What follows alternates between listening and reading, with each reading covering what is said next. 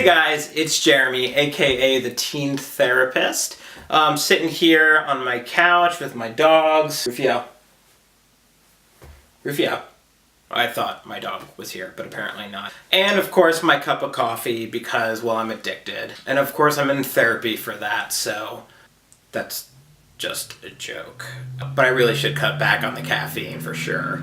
The topic for this video is what to expect when you walk into a therapist's office for the first time. My goal in this video is to give you some kind of idea of what you might expect the first time you walk into a therapist's office. When I was a teen and I went into a therapist's office for the first time, I was pretty nervous. I didn't know what to expect. Would the therapist like me? Would I like them? What was it going to be like? So after watching the video today, I hope you feel a little bit more at ease about stepping through a therapist's office for the first time. But first, let's go over what types of teens I see. I see all kinds of teens. Tall ones, short ones, different sexes, different genders, different races, different ethnicities, different religious backgrounds, blended families, meaning stepbrothers and stepsisters, and all different kinds of people. It doesn't really matter. Honestly, everybody needs a little help every once in a while. So all types of people step through the office door. Now when you get to the therapist's office, typically you'll be sitting in a waiting room. Sometimes the therapist will have paperwork out there for you to sign or to fill out, and sometimes they don't. Personally, I don't usually do that. I give parents or teens the paperwork to fill out beforehand. So you're sitting there, and then all of a sudden when your appointment time comes, the therapist will usually open the door to the waiting room and invite you back. Now, if it's my office, my dog Rufio will come out and he'll sniff you and he'll want to get a few pats on the head. So usually I'll have you come on back after that, and either I'll have you come alone or ask if you want your parent to come in with you. So here's the thing about counseling and parents. In most states, if you're 14 and older, you don't have to have your parents involved in the counseling sessions.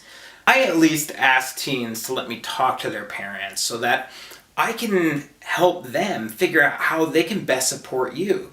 But the fact of the matter is that according to most state laws, parents don't have to be part of the counseling sessions.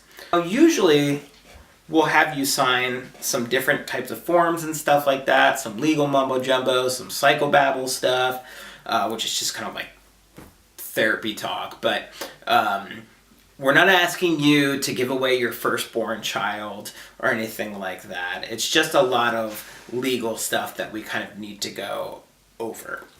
And then we get to the actual session. Now, we're going to ask a lot of questions. And the purpose of that is to just try and get some background and info about your family and about history and different stuff like that. We need that information because it's important to who you are and how you've grown up. The main question I want to know is, why are you here? What's going on? Why do you want to see a therapist? And it can be in as much detail as you want or as little detail as you want. The primary purpose of the first session is to try and get to know each other a little bit too. You need to make sure that you're comfortable with me as a therapist, and I need to make sure that I can help you with what you need help with or what you're coming to therapy for. So it's all about you. So if you're sitting there with a therapist and you're kind of getting a vibe where you're like, man, I don't like this. You don't have to come back to that therapist. Now personally, if somebody says to me, yeah, I don't think this is going to work, I don't take offense to it. In fact, I want to help you find somebody that's going to fit with you. So don't ever be afraid to say to a therapist, I don't think this is working. Now, typically I tell teens, give it at least a few sessions because you might not like them at first, but you might warm up to them a little bit as well. And it might be actually a really great fit.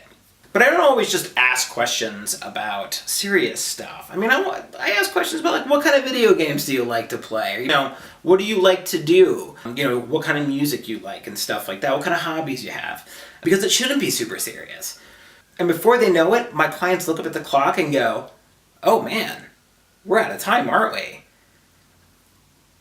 And I'm like, yeah, that went pretty fast, huh?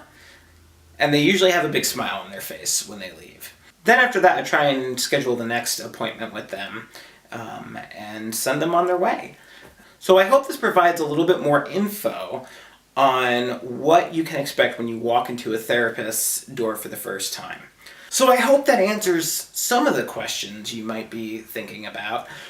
You can always leave comments down below or questions that you have, and I'll try and get to them when I can, or make a video about them in the future. If you like this video, don't forget to hit the like button and the subscribe button to see more videos from the Teen Therapist. Thanks, guys.